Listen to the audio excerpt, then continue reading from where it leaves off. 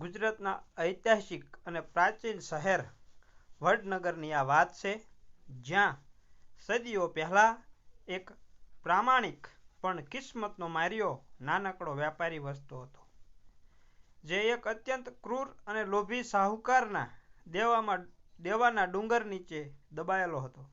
આ શાહુકાર ઉંમરમાં મોટો, દેખાવમાં અનાકર્ષક અને સતત શીકણી ઊંઘવાની ગંદી આદત ધરાવતો માણસ હતો, જેની દાનત વ્યાપારીની રૂપવાન અને સમજદાર દીકરી પર બગડી હતી અને તેને પરણવાના મનસૂબા ઘડી તેની આસપાસ ભમતો રહેતો હતો. એક દિવસ શાહુકારે વ્યાપારીની મજબૂરીનો ફાયદો ઉઠાવવા એક વિચિત્ર અને કપટી પ્રસ્તાવ મૂક્યો કે જો વ્યાપારી તેની દીકરીના લગ્ન તેની સાથે કરી દે તો તેનું તમામ દેવું માફ કરી દેશે. જે પ્રસ્તાવ સાંભળીને પિતા પુત્રી બંનેના જીવ અદ્ધર થઈ ગયા હતા. પોતાની જાળ વધુ મજબૂત કરવા શાહુકારે નસીબની એક રમત રમવાનું સૂચન કર્યું અને કહ્યું કે આપણે નસીબ પર ફેંસલો છોડીએ, જેમાં હું એક થેલીમાં સફેદ અને કાળો કાંકરો નાખીશ. જો દીકરી કાળો કાંકરો પસંદ કરશે તો તેણે મારી સાથે લગ્ન કરવા પડશે અને દેવું માફ થશે. પરંતુ જો સફેદ કાંકરો આવશે તો લગ્ન નહીં કરવા પડે છતાંય દેવું માફ થઈ જશે. વ્યાપારીના પથ્થરવાળા આંગણામાં ઝાડ નીચે ઊભા રહીને જ્યારે કુબડા શાહુકારે વાંકા વળીને બે કાંકરા ઉઠાવ્યા, ત્યારે તેની બદદાનત મુજબ તેણે ચાલાકી વાપરીને બંને કાળા કાંકરા જ થેલીમાં નાખ્યા, જે તેની કમનસીબે દીકરીની તીક્ષ્ણ અને ત્રાંસી નજરે જોઈ લીધું. હવે દીકરી પાસે 3 અઘરા વિકલ્પ હતા.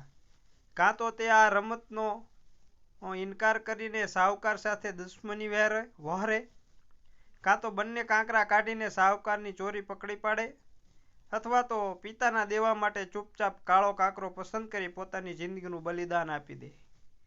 પરંતુ તે દીકરી માત્ર રૂપવાન જ નહીં, પરંતુ અત્યંત બુદ્ધિશાળી હતી. તેથી જ તેણે ખૂબ જ શાંતિથી મક્કમ ડગલે આગળ વધીને થેલીમાંથી એક કાંકરો કાઢ્યો અને જાણે ભૂલથી તેના હાથમાંથી સરકી ગયો હોય તેમ નીચે પડેલા અગણિત કાંકરાઓમાં એણે ભેળવી દીધો. બધાની સામે નિર્દોષતાનો ડોળ કરતા એણે શાહુકારને કહ્યું કે અરે રે, હું કેવી બુદ્ધુ છું કે મારા હાથમાંથી કાંકરો છૂટી ગયો. પણ તમે ચિંતા ન કરો, જો તમે થેલીમાં બાકી રહેલો કાંકરો જોશો તો ખબર પડી જશે કે મેં કયા રંગનો કાંકરો ઉપાડ્યો હતો. હવે થેલીમાં તો કાળો જ કાંકરો બાકી હતો, જેનો અર્થ એ થયો કે દીકરીએ સફેદ કાંકરો જ પસંદ કર્યો હતો અને પોતાની ચોરી પકડાઈ જવાના ડરથી શાહુકાર કંઈ બોલી શક્યો નહીં અને તેને ના છૂટકે વ્યાપારીનું આખું દેવું માફ કરવું પડ્યું. આમ દીકરીએ પોતાની ચતુરાઈથી પિતાની આબરૂ અને પોતાની સ્વતંત્રતા બંને બચાવી લીધા. જીવનમાં જ્યારે આપણી સામે એવી પરિસ્થિતિ આવી પડે કે જ્યાં બધા જ રસ્તાઓ બંધ જણાતા હોય અને હાર નિશ્ચિત લાગતી હોય, ત્યારે ગભરાવાને બદલે આઉટ ઓફ ધ બોક્સ, પરંપરાગત વિચારધારાથી હટીને વિચારવું જોઈએ. વ્યાપારીની દીકરીએ માત્ર સમસ્યા પર ધ્યાન આપવાને બદલે તેના ઉકેલ પર ધ્યાન આપ્યું.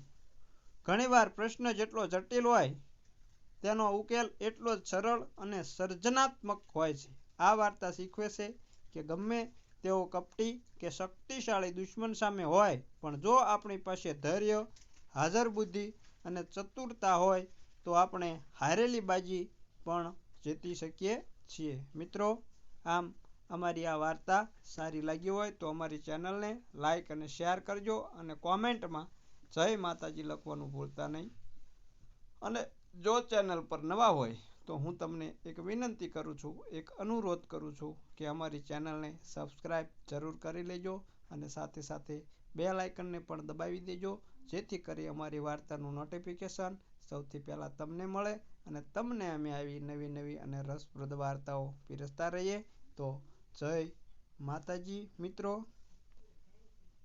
પૂરો વિડીયો જોવા બદલ તમારો ખૂબ ખૂબ આભાર. રસપ્રદ અને જ્ઞાનભરી વાર્તાઓ અમે તમને પીરસતા રહીશું. જય માતાજી મિત્રો.